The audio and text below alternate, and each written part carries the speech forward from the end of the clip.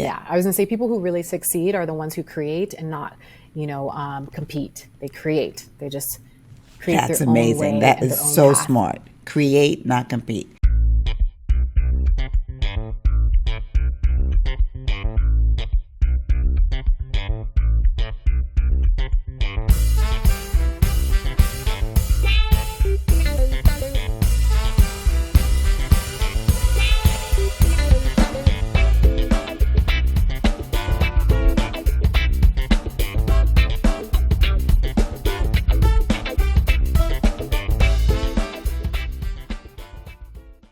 So, everyone's heard the adage, when a woman changes her hair, she changes her life. Today's guest not only changed her hair, she changed her life and her profession and became an entrepreneur. I'm happy to welcome today Keziah Dhamma, who is an entrepreneur of ever expanding platforms. She is the founder of Swirly Curly, Curl College, and the author of the Swirly Curly Method. We're going to hear how she came to be an entrepreneur and the interesting path, the career path that she's taken as a result. So welcome, Keziah. I'm so happy to have you on the show today. Thank you, Corinne. Thank you for that introduction. That was lovely. I'm gonna have to take that and put that in my bio, the way you said it Yeah, all. because you do have It was ever beautiful. expanding platforms, and that's a wonderful thing. You're so right. So, what's Yeah, interesting to thank me you. is that you started out as an aspiring model and actress. Tell me about following that dream. Yeah, so when I was a little girl, I was always watching TV and if you were born in the 80s, you watch TV. Nowadays, like kids don't touch TVs because it's not good for their brain. But I was always watching Mary Kate and Ashley Olsen movies. They were traveling. I loved the Travel Channel. And I would see young, I guess you can say, actresses. And I thought, you know what, that's something I would love to do because their life just seems so exciting, to be able to go, on a location that's different from, their everyday life and film. And so I went to school, college. I would say I was under the impression, like many people, in the 80s, 90s, even early 20s. I feel like things have changed now, but where, you go to school, you graduate, you get a good job. That was kind of the way that the path most people took. So I went to school. I got my degree in communication studies and I was focusing on broadcast journalism. I wanted to be a news anchor. I wanted to do CNN. So it was kind of close to being an actress, but not really fully going there.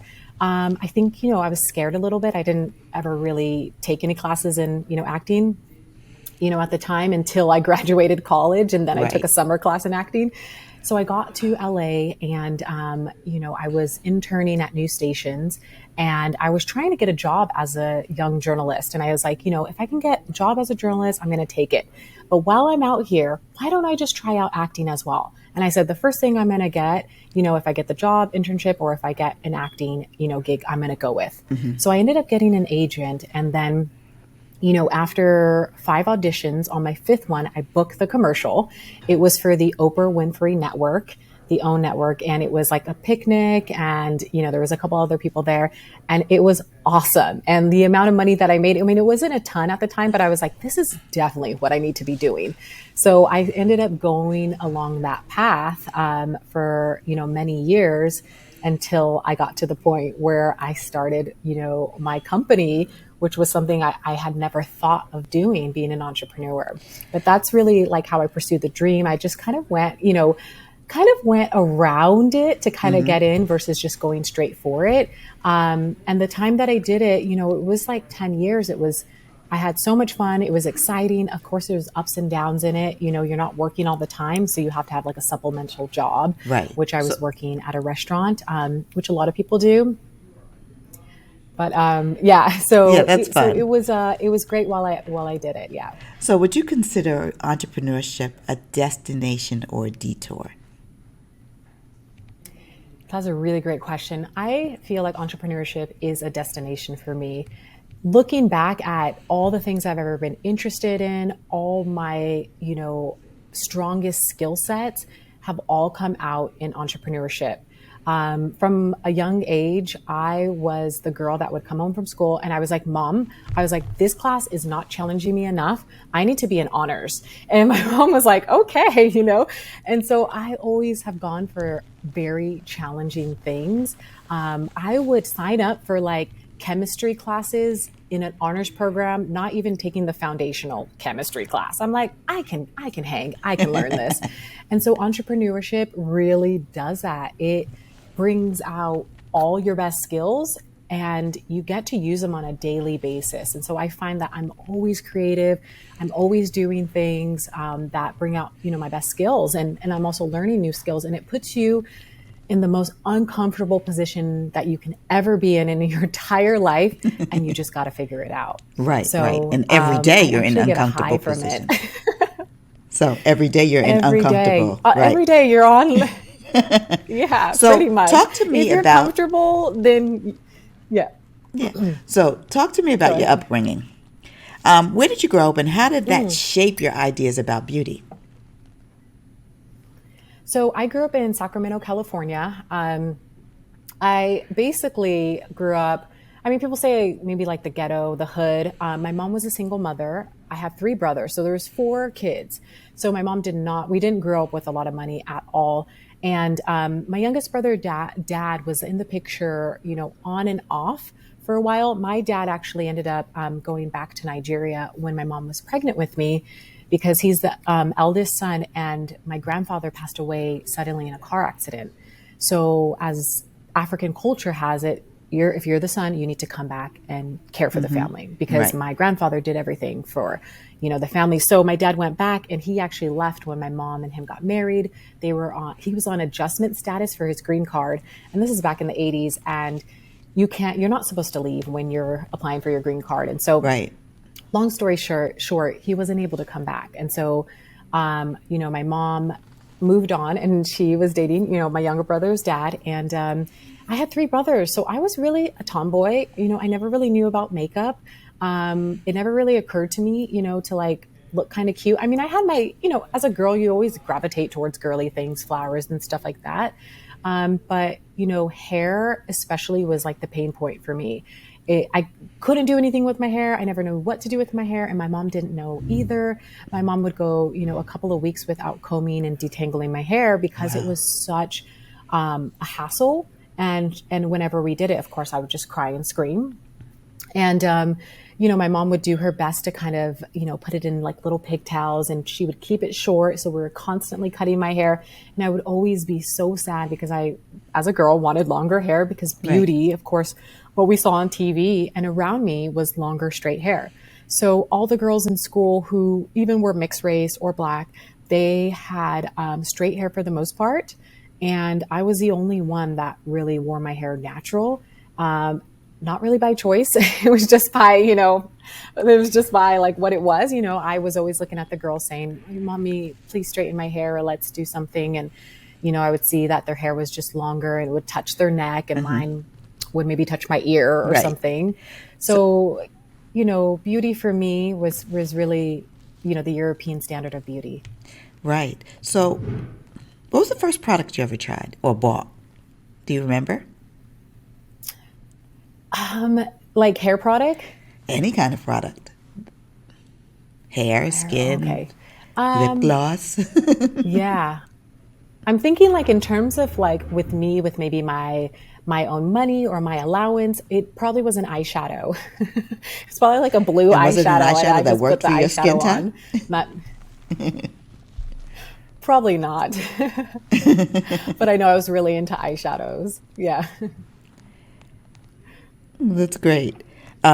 So let's talk about it. So did you ever wear your hair straight? I did for a long time. So when I was about 10 years old, my mom found out about a relaxer and, I was all about it because I wanted my hair straight. So we went to Target, we found it, the Just For Me box on the bottom of the shelf, and we got the strongest one. We were like the maximum strength because we're like, this hair is so thick, it needs all the strength it needs.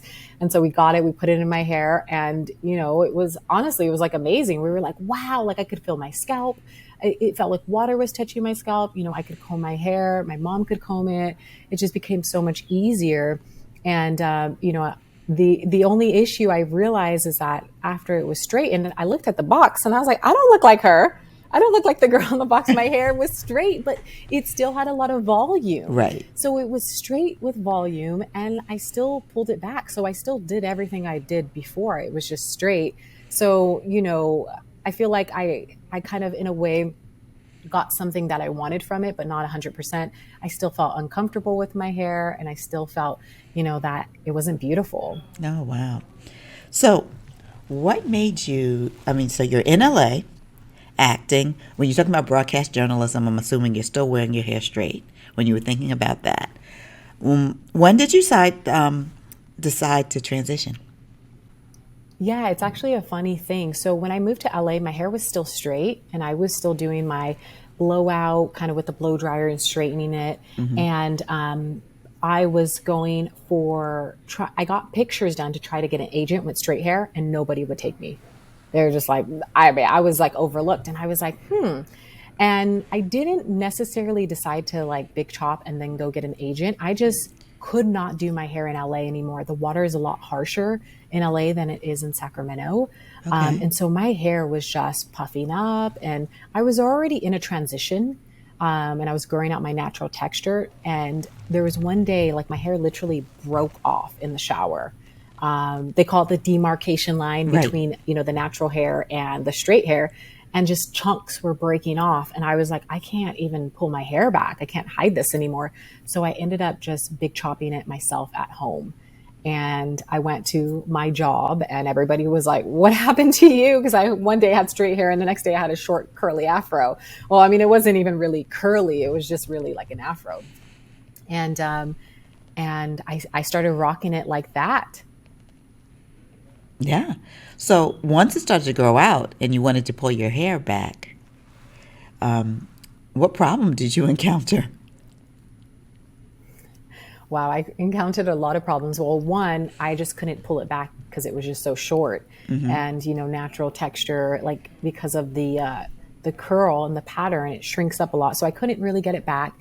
I also couldn't find any hair accessories like a hair tie or scrunchies that would actually fit around like the thickness of my hair. And that was really frustrating. So what I had to actually do is I had to stretch my hair, kind of make it straight just to get it pulled back, which is what I was trying to avoid the whole time. I'm like, I'm embracing my natural curls. I really want to, put my natural hair back. And I was struggling. And in fact, through that struggle was the reason why I created our first product, which is the Snappy hair tie. Okay, so when you created this, you told me you drew it on a sticky note. Yeah, I did actually. So, there was one day I was going out for auditions, and in the meantime, I decided I wanted to go to the gym, do a workout, and I had to stretch my hair to put it back in a hair tie. And I had just one elastic hair tie left, and I tried to put it in my hair, and it just flew across the room. And I was so frustrated. And I was like, I really wish I had something that just would snap on and snap off and fit, the thickness of my hair. And then it was like, boom, that idea just came to me, which was the Snappy hair tie. I just grabbed, one of those yellow Post-its, and I just wrote it down. Like I just sketched it, and I said, hair tie, snaps on, snaps off.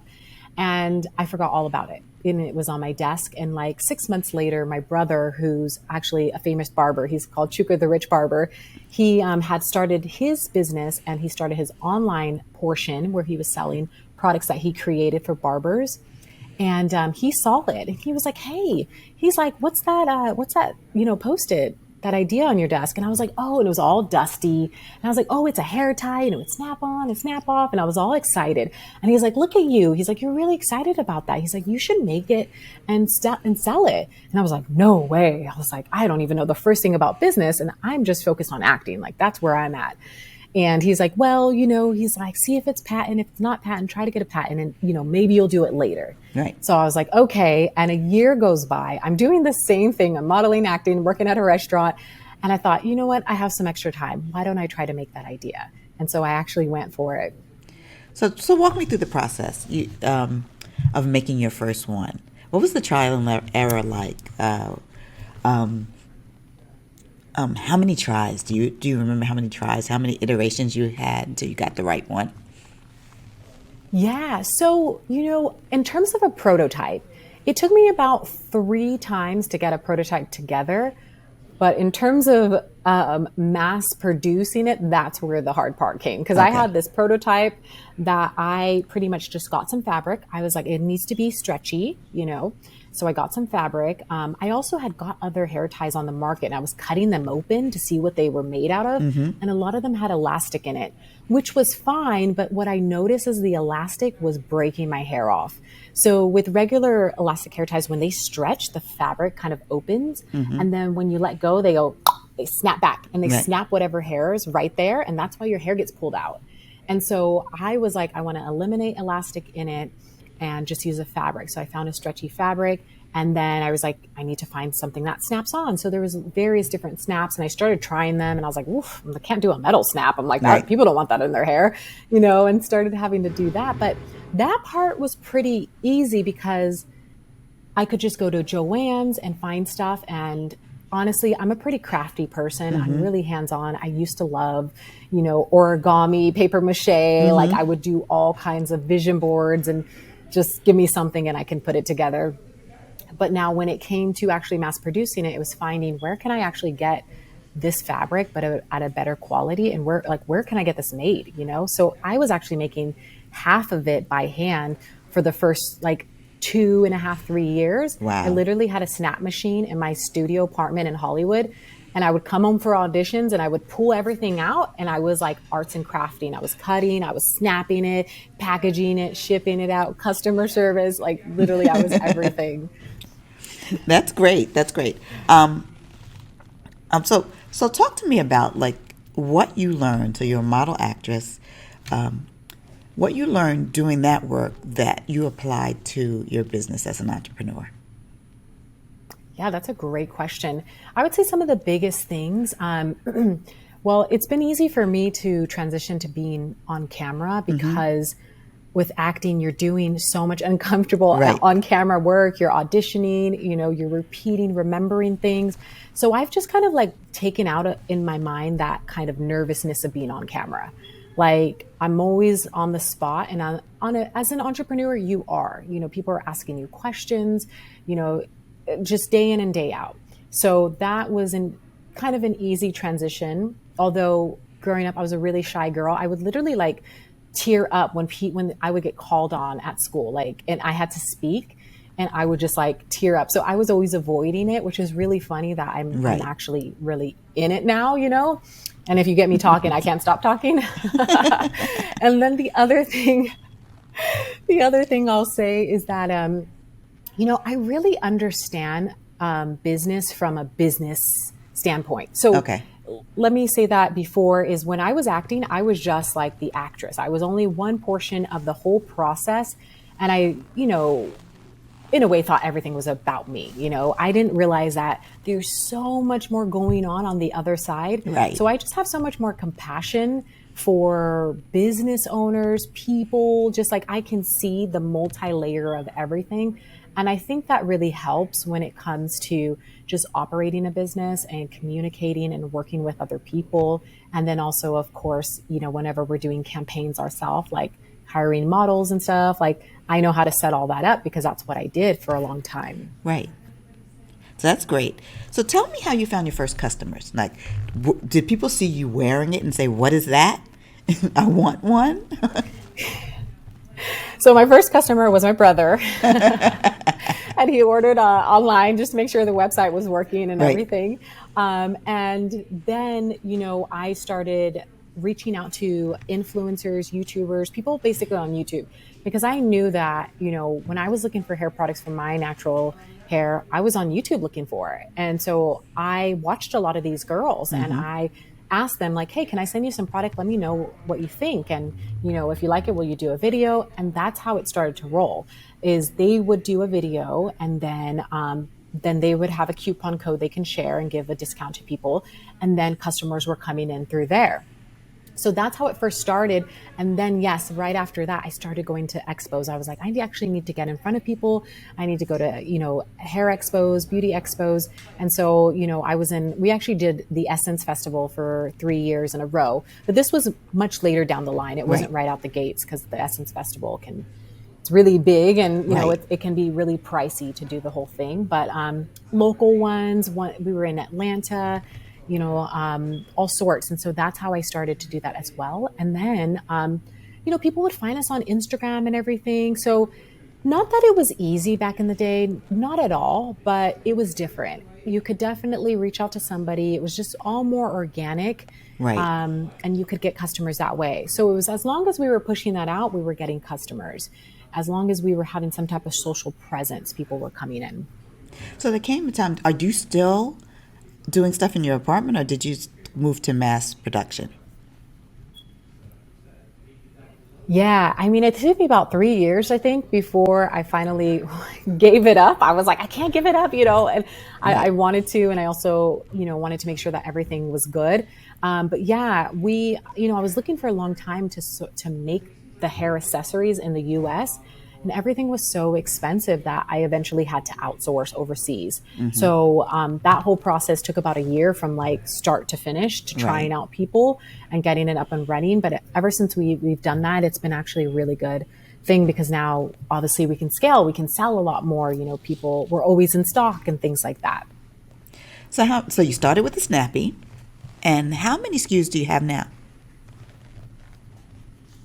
So we have over 30 SKUs Oh, of all kinds of wow. products. So we have the Snappy hair ties. Mm-hmm. Yeah, and Corinne, I'm so sorry. I'm like, I need to be sending you some products. So we will be doing that. Okay, You can try them out and everything, that'd be great. especially for your beautiful dreads. The scrunchies are going to be amazing. Excellent. So, yeah, we have our snappy hair ties. We have our snap scrunchies. So it's a scrunchy version of the snap, Mm-hmm. feature where it snaps on and off. Great for dreadlocks. People absolutely love them because here's the thing: is you don't have to pull your dreadlocks through. You can just snap it around, That's snap it amazing. on, and then snap it off, Right. and people absolutely love it. And it's the same thing with, our regular hair. We also have our adjustable headbands, and these have 3 different settings. So small, medium, large, because everybody has a different head size. Right. And I find that, headbands I used to get would just slip off my head. And so you can adjust it per size, and people love that as well for dreads. And then, we came out with our adjustable nighttime bonnet because, me and my friends used to complain that like we'd wake up and we're like, where is our bonnet? We're looking all over for it. Right. Like it never even made it through the night. And I was like, how is this supposed to protect my hair? So I went on a mission to make sure that it stayed on the hair. It was comfortable. And again, everybody has a different head size or Right. preference. So it's adjustable as well. So it has small, medium, large settings. And then after those hair accessories, we came out with some hair jewelry, and then we moved into our liquid product line, which is our shampoo, conditioner, styling cream, and gel. Then we came out with the hair dryer. And Wow. then recently we launched our Go Grow hair growth elixir, which has been really great. And it's an all natural elixir. Okay, so I want to come back to the elixir. So distribution model. Talk to me about the. Wait, before we go to the distribution model, you started out with a company and a product called Snappy, but you transitioned to Swirly Curly. Tell me about when that happened and why you decided to do that.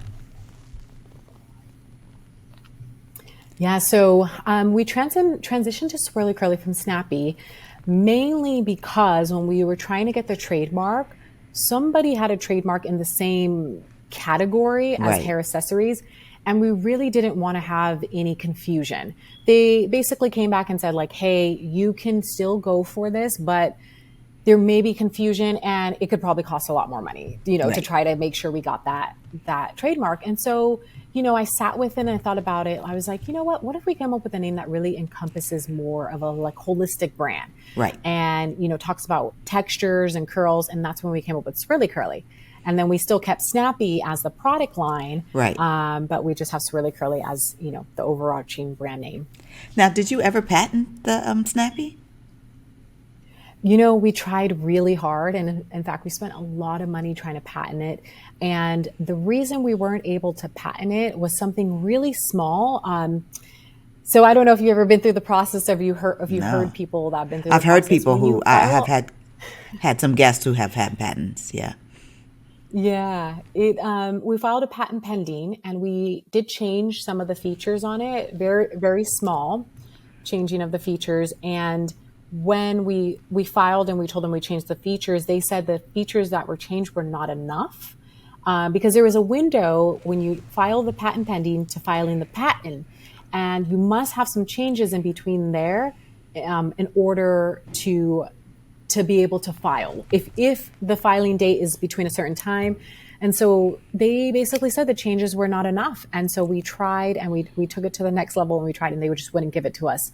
And so we just decided like, okay, that's fine, we're going to just move on, and we're just going to focus on our strong branding for the product so that Right. people know us as the original snappy hair tie. And that's where we really left it. It was a design patent anyways.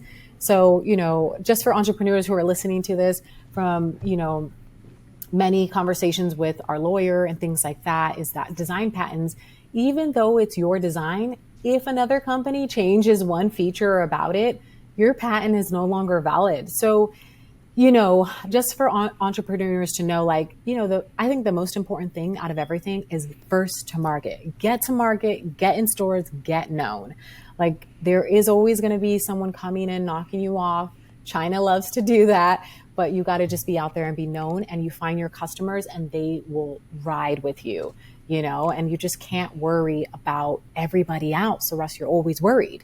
And so that's something we can talk about a little later, because, Right. when it comes to business, if you're focusing on everyone else, then you're not staying true to yourself. And, That is so people true. who, Yeah. yeah, I was going to say people who really succeed are the ones who create and not, compete. They create. They just create That's their own amazing. way That and is their own so path. smart. Create, not compete.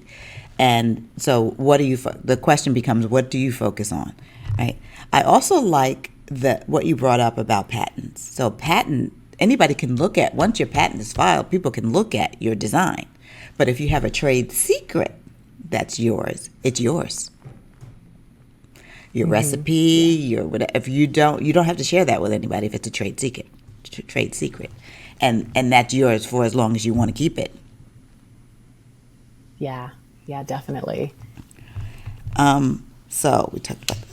Did we talk about so your distribution model? What? How were you selling? Or was it direct to consumer? Yeah. Yeah. We've pretty much, always been direct to consumer, straight off the website at hair expos. We're on Amazon as well, and Walmart.com. And then, recently over the couple past years, we've been getting into some smaller beauty supply stores.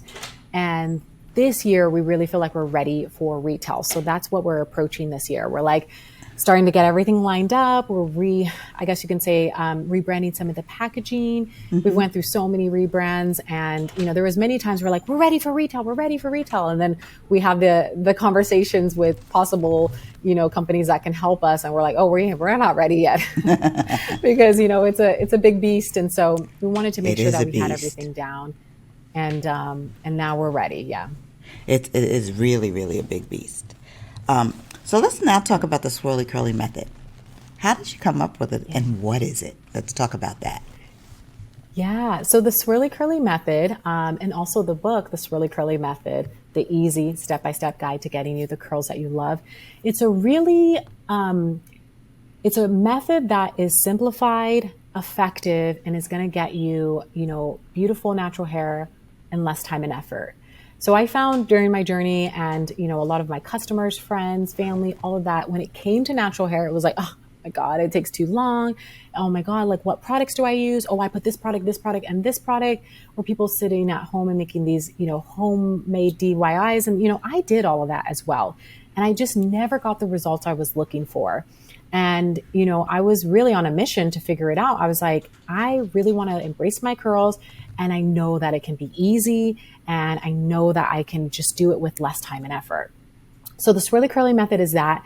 And throughout my experience of over 13 years, I also interviewed some of the top, celebrity hairstylists like Vernon Francois, Shy the Curl Doctor, and I even flew out to Naturally Curly headquarters. I got really serious about like my education on hair, because before it was always like, try this product, try this other product, and going on YouTube and watching videos, but I never invested in like my true education, like from experts, or you could even say mentors. And once I did that, like everything started to fall together. I felt like the answers I was looking for and the things, it really confirmed some of the stuff I thought I knew about hair. So Swirly Curly method is 4 simple principles. And they go like this. First is cleansing. So you want to cleanse your hair every 7 days. You don't want to pre-poo on 7 days. You don't want to co-wash. You are cleansing your hair every 7 days with the cleansing shampoo. Now, then you move on to your conditioning. And this is where people get confused, because they're like, oh my God, my hair is so dry, I need to deep condition. And they will put a deep conditioner in. They'll set under the dryer, or, keep it on all night long, 2 or 3 days, or they may never wash it out of their hair. And I used to do that too. And I would take it out and I would look at my hair. And I'd be like, why does my hair look straight? I'm like, this doesn't look, it was soft, but then it was straight. And then maybe in 2 or 3 weeks, my hair all of a sudden just would be stringy and feel like hay. And I'm like, what's going on? I used the same deep conditioner, and it was me over conditioning my hair and not like rinsing it out. And then by then I would switch products, but you don't have to. The issue is that we're over conditioning our hair. We're using it too much, and you actually want to only deep condition your hair once a month. Okay. That's when you know your hair is healthy. If you're not there yet, I recommend starting out bi-weekly. Do a conditioner and then a deep conditioner. Deep conditioner, and going like that. Now, then the next step is the styling. So it's a styling process, but it's how do you add your styling products to your hair? There's so much out there. There's curl creams, there's mousses, you're like confused. You don't know. You're adding like 4 or 5 products on your hair. The minimum that you need to add is a styling cream, or it can be a leave-in conditioner and a gel or a mousse. Now, people are like, what about the oil? What about the butter? I do not recommend these, and here's why, is that they actually dry your hair out instead of hydrate it. And people talk about, they seal in the moisture, but they seal in the moisture and they seal out the moisture at the same time. Okay. So throughout the week, if you're adding any more water on your hair or any additional product, it's not actually getting in, and your hair is just dry in the inside. So when people transition to a styling cream and a gel, they see significant major results. They're like, oh my God, my hair's curling, and like, oh my God, it's still soft and the moisture is there. And of course, there's different gels on the market, so you want more of a moisturizing gel. Right. But there's that styling portion of how you add the products. And then the fourth one is protection. How are you protecting your hair?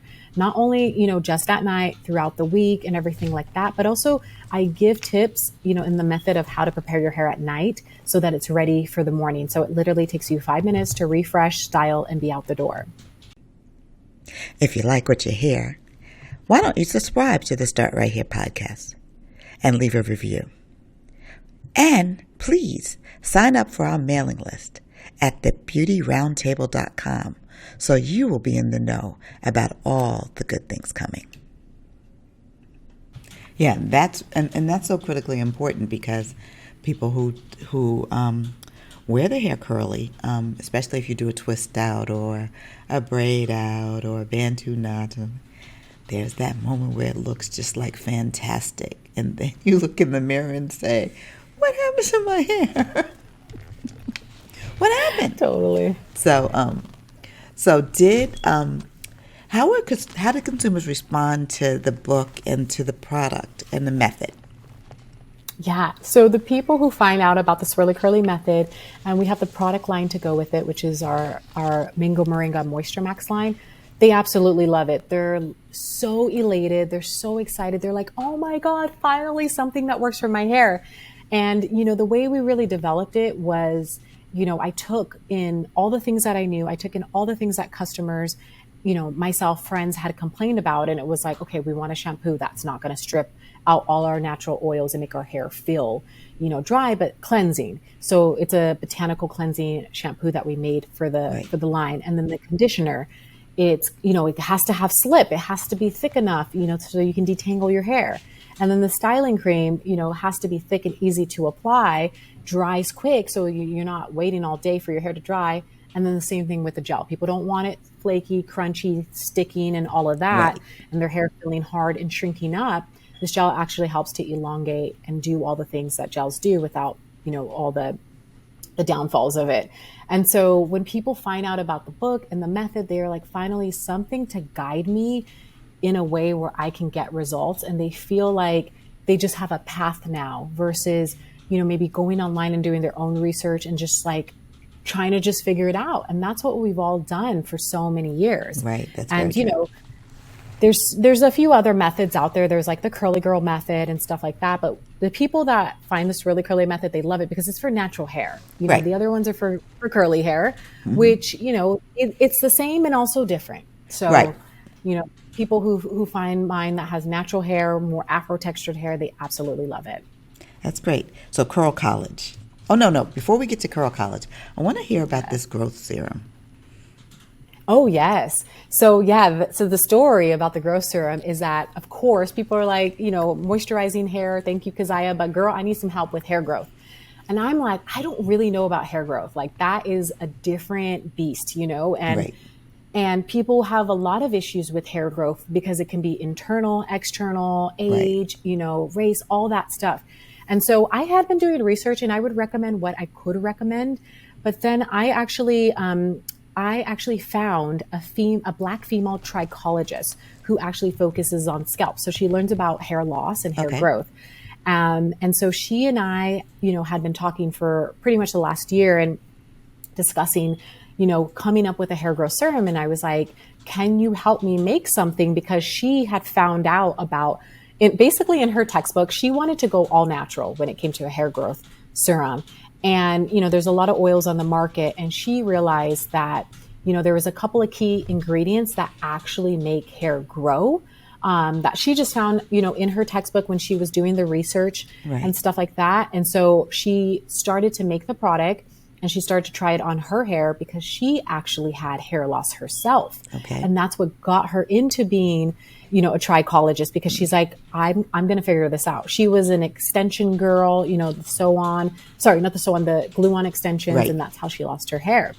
So she and I have been talking and she had made something and I was like, can you help me make something for my community? And so we did, and we launched it, and she's actually in Canada and everything's, how do I say, it's all handmade. So she's been making it and we have been selling out like so fast and people have had to wait a long time. So we've transitioned to making it here in the US. And so it's Okay. getting sorted faster now and things like that. But long story short is that me and Angela, we work together. She's a Black female trichologist. She understands Black hair and scalp and Black women who have issues that have melanin Yeah. skin or who are African American and how they affect us. And so the serum is for our hair and our scalp. And some of the key ingredients is the rapid grow tea that we have in it and our cayenne curls that we put in it. Those are the two key ingredients that really help to stimulate the growth. So, folks, just so you know, we're going to have links to the book, to the Curl College, the Swirly Curly method, and all the products in the show notes. So don't never fear. Well, you'll get your information. Yeah, and I have a special gift for everybody. So we'll stay till the end and we'll tell them, what the gift is. Right. And then let's talk about Curl College. How'd that come about? So Curl College is our online community. It's basically an educational platform where you get video tutorials on how to care for your natural hair. Okay. So how to get beautiful curls in less time and effort. And I'm the main instructor. So, it's over 50 videos. Wow, that's on, great. wash day, the Swirly Curly methods in there. We talk about how to get moisture to your hair. That's probably one of my favorite courses is the Maximum Moisture Masterclass because it really works. I mean, Right. everything works, but like this one, when people do it, they're like, oh my God, they see the results. We talk about, hair growth secrets and stuff like that. So it's all in there and it's all self-study paced videos. And it's a Excellent. course. And at the end, you pretty much graduate and you will be sufficient in doing your own hair. There's also the community aspect where, we all get together. We have bi-weekly live calls and I host them. We actually have one tonight and girls come on, our community. And if they have issues with their hair and they need help and support, we'll talk about frizz, we'll talk about styling the curls, and we'll get on and we'll discuss it, and we'll go through, how to combat some of the maybe roadblocks that people are having. But Curl College really just came out of people asking, our customers are like, how do I style my hair like this? How do I do this? And so I would be writing them and we would send them emails and blogs, but it was just not enough. Right. So we created the community of Curl College. Yeah. I love that. Now, are you ready to talk about the podcast yet? Yes. Okay. So, absolutely. And you've got one more thing coming now. So you're going to be doing a podcast. Tell us about it. Yeah, so we actually just launched our very own podcast. It's called the Hey Curlfriend Podcast. I'm your host, Keziah Dhamma, and we decided that podcasting, well, I love podcasts, first of all. I listen to so many podcasts, but we decided that, we have presence on YouTube, we have presence on Instagram, we're on Twitter and all the other things, but we hadn't dived into podcast, and we find a lot of our community hangs out there. And we really wanted to also bring on other experts in the industry. And we wanted to highlight other women's natural hair journeys, because we learn through other people's experiences, conversations. And I thought it would be really, really wonderful to have other people with other textures share their experience and share, what they found to work for them. Because a lot of times people are hearing from me, but somebody may have a different texture. And I think that's so important. And then, of course, we're going to highlight Black-owned businesses, other people who are doing great things in the community as well. So I'm so excited. And Corinne has already said yes to coming on the podcast. Yeah, so there will be an episode with her. I'm excited. So that's great. That's really great. Like I said at the beginning, Keziah is in charge of an ever-expanding platform. So let's talk I don't know how we do it sometimes. Yeah. I want to talk, I mentioned that I really think it's important to talk about doing hard things, because we don't talk enough about failure. We don't talk enough about things that are hard and getting through it. What is the toughest challenge you faced thus far? That's a great question. There's been quite a few toughest challenges, but I would say I'm torn between two. So I'm going to share both. The first one is working with my husband. We work together in the business, and we have since the second year of business. And that's been challenging because at times, or a lot of times, it's like I'm focused on business and I'm in my work mode, and he's still thinking I'm his wife at the moment. And not that we aren't married, it's just a different, type of communication. And so it's been challenging. And we're both like two CEOs with two, we have the same vision, but different ways about getting there. And because we're both still strong personalities and things like that, that has been challenging. And he has really great ideas and I have really great ideas. And I will say after, 6 years of working together, we really have found how to work together. And we kind of stay in our lanes. We stay in our lanes and we support each other. And we give each other things that, complement our skill set. And that has been really working for us. So it's like, just stay in your lane, don't overstep, and do that. And so that's been challenging. And then the other thing I would say is, the other challenging thing is staying true to ourselves. We see things that other people are doing, or other brands that may be considered competitors. And it's like, oh my God, we should be doing that too. Or, oh, let's, do that. Or, oh, that was our idea. We were going to do this. And it was like, staying true to ourselves and focusing on our plan and our uniqueness. And I find that's hard for anyone to do. I spend time really like researching brands and seeing trends and stuff, especially online and online marketing. And it's so easy to hop on the train that everybody's on just because it's a train, and a trend. And trains and trends, they come and they go. Yes. So we try to focus on the things that are going to stay. And we try to just quiet out the noise, because we do create content. So we're looking at stuff and focus on ourselves. So I would say that's been a real true challenge, is that staying true to ourselves, because we've made moves that weren't necessarily true to ourselves. And then you pay for them, you're like, you get on the train and you're like, man, these satin pillowcases ain't selling that well, And you're like, all right, let's not do that. Yeah. And there's something this applies to personnel, but also in terms of trends, shiny penny syndrome. Shiny penny syndrome to me is, Exactly. oh, it just looks, it looks so pretty and everybody's doing it. And they just, you fall in love with this idea or a person or whatever. But when you look below the surface, it's kind of like not really what you wanted. And as an employee or as an idea in your business, and we often get distracted by those ideas, those shiny pennies, because they look so pretty. Yeah.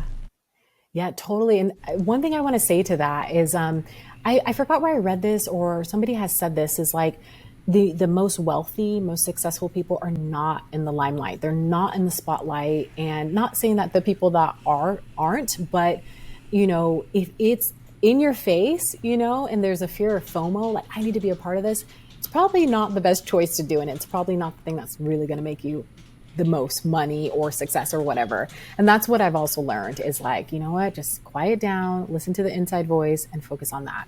Right.